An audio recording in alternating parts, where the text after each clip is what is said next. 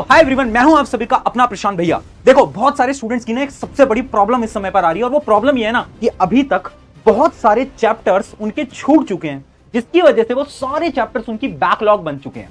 अब दिक्कत क्या है ना, एक तो टाइम कम बचा है और इतने कम टाइम के अंदर इतने सारे सिलेबस को कवर करना है और एग्जाम भी एकदम पास आ गए हैं। तो क्या ऐसा कोई तरीका है जिसकी मदद से कम समय के अंदर बहुत सारे सिलेबस को बेहतरीन तरीके से कवर किया जा सकता है? तो उसका आंसर है यस। एक सिंपल सा कुछ स्टेप्स का प्रोसेस होता है, एक ऐसे स्टेप का प्रोसेस जिससे कि आप सिलेबस भी कंप्लीट करोगे, मार्क्स भी अच्छे आएंगे और हर एक टॉपर इसी टेक्निक को फॉलो करता है, जो कि आज मैं आपको बताने वाला हूं। पर उस टेक्निक को बताने से पहले एक सिंपल सी स्टोरी सुनना। इमेजिन करो, आपके घर में आपका कोई छोटा भाई या छोटी बहन है, जिसको कि आप डेली बोलते हो कि यार तू ना पढ़ाई कर ले, तू ना मेहनत कर ले, क्योंकि अगर तूने 95% स्कोर कर दिया ना तो तुझे ना 2 लाख रुपए मिलने वाले हैं, है ना। इमेजिन करो, कोई इंसान आपके पास आता है और आपसे बोलता है अगर आपका ये जो छोटा भाई या छोटी बहन है अगर ये अच्छे मार्क्स लेकर आएगा तो इसको 2 लाख रुपए से ज्यादा का इनाम मिलेगा। अब तुम क्या करोगे? तुम डेली अपने छोटे भाई छोटी बहन से बोलोगे यार जाके पढ़ाई कर ले, क्योंकि तुझे ना इनाम मिलेगा, इनाम मिलेगा। अब इमेजिन करो, तुम्हारा छोटा भाई या छोटी बहन डेली पढ़ाई नहीं कर रहा है, वो घूमे जा रहा है, इधर उधर खेले जा रहा है। क्यों? क्योंकि उसे उस 2 लाख रुपए की वैल्यू नहीं पता। उसे क्या पता कि 2 लाख रुपए क्या होते हैं, जिस वजह से वो इग्नोर कर रहा है और पढ़ाई नहीं कर रहा। बट तुम्हें तो पता है 2 लाख रुपए की वैल्यू। अब ये स्टोरी पता है मैंने आपको क्यों बताई? ये स्टोरी आपकी और मेरी है। मैं तुमसे हर रोज आकर बोल रहा हूं कि मेहनत कर लो यार, एफर्ट्स लगा लो यार, अपना बेस्ट लगा दो, क्योंकि आगे जो तुम्हें रिवॉर्ड मिलने वाला है ना उसके बारे में तुम्हें भी नहीं पता, है ना। अभी क्या है ना, इन क्लासेस को हमने बहुत हल्के में ले रखा है, पर ये जो क्लासेस होती है ना, ये आगे का हमारा फ्यूचर डिसाइड करता है। और वो फ्यूचर कुछ 1-2 लाख रुपए नहीं है, वो फ्यूचर करोड़ों में हो सकता है तुम्हारा, अगर तुम अच्छे से पढ़ लेते हो तो, है ना। इसलिए वो बड़ा भाई मैं हूं और तुम हो मेरे छोटे भाई बहन, और इसलिए मैं बोल रहा हूं सबसे पहले अपना जो गोल है ना उसको क्लियर रखो अपने दिमाग के अंदर, और अभी फटाफट से जो भी आपका गोल है, 95 लाना, 98 लाना, 100% लाना, उस गोल को कमेंट में आज लिख देना। उसको लिखना है ना, और बोलना है yes I will do it. ये करना पड़ेगा आज। सबसे पहली चीज है अपना गोल क्लियर रखो, है ना। सिलेबस अगर कंप्लीट करना है, पहले गोल तो हो, मकसद तो हो, लक्ष्य तो हो। अगर लक्ष्य क्लियर है तो अब आ जाओ आगे। अब करना क्या है? सबसे पहले देखना हमें स्टार्टिंग में क्या करना पड़ेगा। Find your problems. हमें हमारी सारी की सारी प्रॉब्लम्स को ढूंढना पड़ेगा। जैसे इमेजिन करो, तुम अभी तक क्यों नहीं पढ़ पाए, तुम्हारी ये बैकलॉग्स जो है वो क्यों रह गई, क्या है उसका आंसर? कुछ पॉइंटर्स होंगे ना, सोचो, दिमाग लगाओ, दिमाग लगाओ। अभी तक तुम्हारी बैकलॉग शायद इसलिए बन गई, सिलेबस तुम इसलिए कंप्लीट नहीं कर पाए क्योंकि तुम ज्यादा डिस्ट्रैक्टेड थे। किस वजह से डिस्ट्रैक्टेड थे? शायद ज्यादा फोन चलाते थे, सोशल मीडिया चलाते थे, या फिर आपके अपने अपने रीजन हो सकते हैं। तो आज सबसे पहले क्या करना, एक पेपर लेना और उस पेपर में सारे पॉइंट्स को नोट डाउन कर देना। कौन से पॉइंट्स? वो सारे पॉइंट्स जिनकी वजह से अभी तक तुम इस सिलेबस को कंप्लीट नहीं कर पाए। ये पता है मैं क्यों करा रहा हूं? क्योंकि यार देखो, आज मैं स्ट्रैटेजी बता दूंगा, सब कुछ बता दूंगा, पर अगर तुम इन पॉइंट्स को अपनी जिंदगी से बाहर नहीं निकाल पाए ना तो कोई फायदा नहीं है इस वीडियो का। क्योंकि अब तुम ट्राई तो करोगे, 1-2 दिन तो तुम बहुत अच्छी पढ़ाई करोगे, बट वापस से प्रॉब्लम तुम्हारे पास आ जाएंगी। इस वजह से तुम्हें क्या करना है, तुम्हें सबसे पहले उन सारी प्रॉब्लम्स को लिखना है और उन प्रॉब्लम्स को ना चिपका लेना है अपनी स्टडी टेबल के सामने।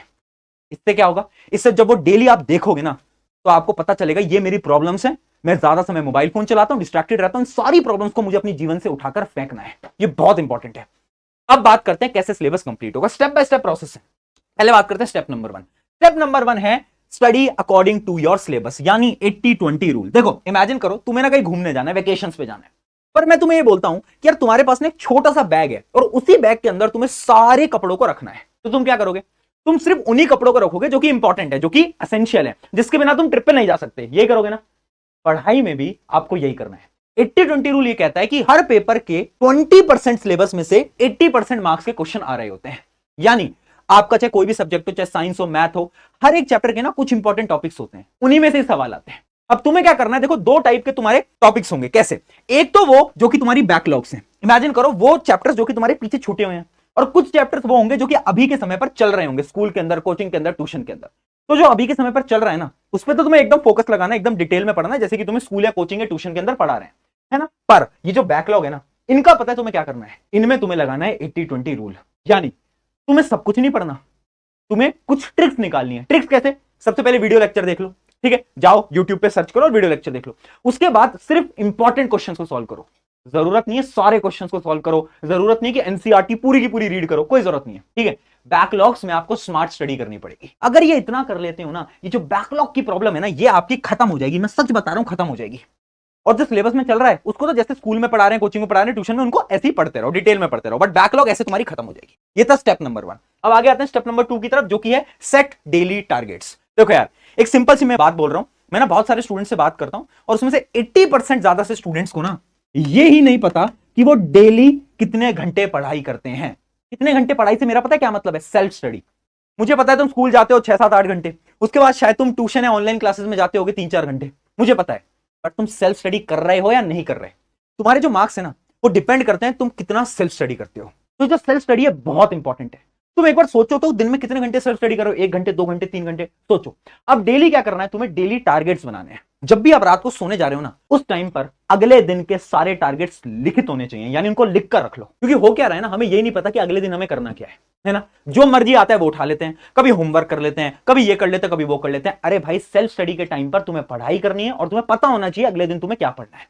मैं ये नहीं बोल रहा टाइम टेबल बनाओ, टाइम टेबल बनाना तो एकदम मूर्खता है, टाइम टेबल नहीं बनाना होता। तुम्हें बस डेली टारगेट्स पता होने चाहिए कि अगले दिन तुम्हें करना क्या है। ये था स्टेप नंबर 2। आगे बढ़ते हैं स्टेप नंबर 3 की तरफ, जो कि है कल कब पढ़ेंगे। Very important. देखो, हम क्या बोलते हैं खुद से, यार आज नहीं हो पाया, कल करेंगे, नहीं परसों करेंगे, नहीं परसों करेंगे। कल कब? कब करोगे? एग्जाम पास आ गया है, तुम्हें भी पता है, मुझे भी पता है ना। और अब वो कल वाला ना समय खत्म होता जा रहा है। कब करोगे यार? पता है ये कल वाली प्रॉब्लम क्या है? हम ना चीजों को ना टालते जाते हैं और ये ह्यूमन नेचर है। अब इसका सोल्यूशन बताओ भैया। सिंपल सोल्यूशन है, डेडलाइन स्ट्रैटेजी। एक एग्जांपल से समझाता हूं। आपने कभी नोट करा है कि जैसे ही आपको समर वेकेशंस के अंदर ना कुछ प्रोजेक्ट्स मिलते हैं, होमवर्क मिलते हैं, और पूरी समर वेकेशन आप कुछ नहीं करते, ये आपको भी पता है, पर लास्ट में जाकर, एंड में जाकर, जब कुछ 5-7 दिन बचे होते हैं, उस समय पर तुम सारे होमवर्क को पूरे दिन लगकर खत्म कर लेते हो। क्यों? क्योंकि तुम्हें पता है कि तुम्हारे पास डेडलाइन है, तुम्हें पता है कुछ दिनों में तुम्हें उस होमवर्क को सबमिट करना है अपने टीचर को। तो जब हमारे पास डेडलाइन होती है ना, तो हम काम को बहुत तेजी से करते हैं। अब ये डेडलाइन तुम्हें डेली बनानी पड़ेगी।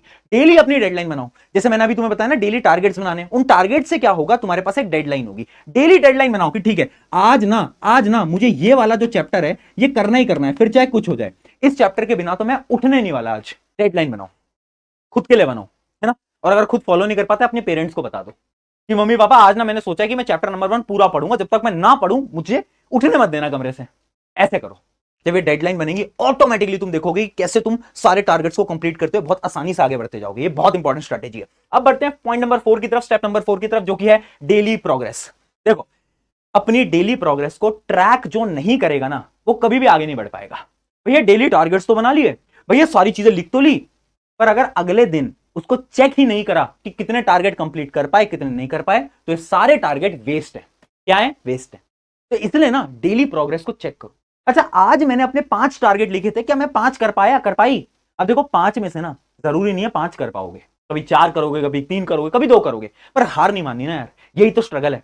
कभी 3 टारगेट होंगे, कोई बात नहीं, जो बचे 2 टारगेट है वो आप कल पे डालेंगे, ठीक है ना। तो ऐसे हमें क्या है, अपने टारगेट्स को कंप्लीट करते हुए चलना है, बट डेली चेक करना है खुद को। अगर ये कर लिया ना, कुछ समय तक मैं सच बता रहा हूं, इस सिलेबस की प्रॉब्लम खत्म हो जाएगी एकदम। और अब बढ़ते हैं फाइनल स्टेप की तरफ, स्टेप नंबर 5, जो कि है स्टॉप ओवर थिंकिंग। एक स्टोरी बताता हूं। इमेजिन करो, एक लड़का है जिसको ना बाहर घूमने जाना है, और उसके ना पापा उससे क्या बोल रहे हैं। वो लड़का जा रहा था और उसके पापा उससे पूछते हैं कहां जा रहा है, तो उसने बताया कि मैं बाहर जा रहा हूं। तो उसके पापा उसको जवाब देते हैं बाहर मत जा। तो पूछता है पापा पर क्यों? अगर तू बाहर बाइक से गया तो क्या पता तेरा एक्सीडेंट हो जाए। वो कहता है पर पापा मैं तो पैदल जाना चाह रहा था। अच्छा, तू अगर पैदल गया तो क्या पता पैदल ही जा रहा है तू और तुझे कोई ट्रक आके एक्सीडेंट कर दे। तो अपने पापा को बोलने लगता है पापा ये क्या आप ओवर थिंकिंग, ये क्या सोच रहे हो आप? तुम्हें भी लग रहा है ना कि कितने अजीब से पेरेंट्स हैं यार, इतना कौन ओवर थिंक करता है। पर ये तुम खुद के साथ कर रहे हो हर रोज। क्या करते हो? सिलेबस हो पाएगा, नहीं हो पाएगा, मार्क्स आ पाएंगे, नहीं आ पाएंगे। मेरे दोस्त के तो 90% है, मैं 95 ला पाऊंगा, नहीं ला पाऊंगा, इतनी सारी चीजें कैसे करूंगा, क्या मैं अपने पेरेंट्स को प्राउड फील करवा पाऊंगा, नहीं करवा पाऊंगा। ओवर थिंकिंग डेली, हर रोज कर रहे हो ना, कर रहे हो ना। ये जो प्रॉब्लम है ना, इसको खत्म करो, इसको खत्म कर दो।